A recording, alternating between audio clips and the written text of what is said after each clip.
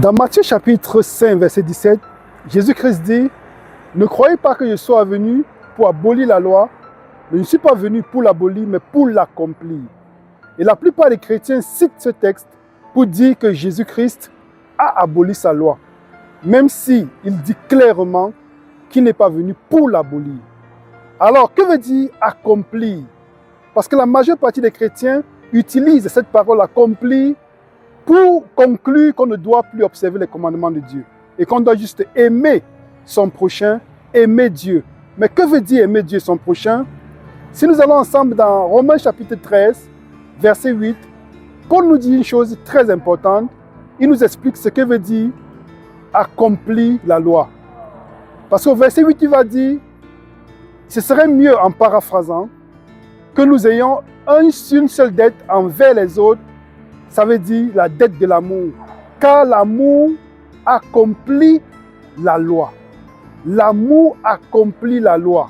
Et il va dire au verset 9, en effet, il explique que veut dire l'amour accomplit la loi. Il va dire, en effet, le commandement qui dit, tu ne tueras point, tu ne voleras point, tu ne commettras point d'adultère, tu ne déroberas point, tu ne désireras point la chose d'autrui, et tout autre commandement se résume en un seul. Ça veut dire, tu aimeras ton prochain comme toi-même.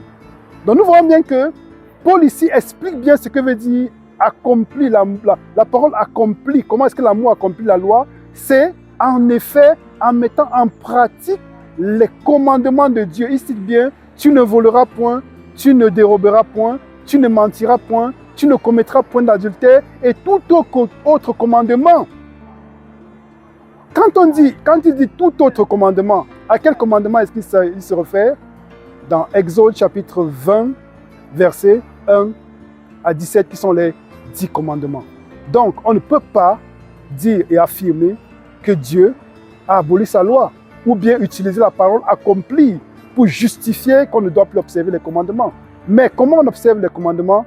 Par la puissance de l'Esprit Saint en nous, car nous sommes charnels et le commandement est spirituel, comme il est écrit dans Romains chapitre 7, verset 14. Et nous devons naître de nouveau, être spirituels pour être en harmonie avec les commandements de Dieu. Donc, les commandements de Dieu ne sont pas abolis.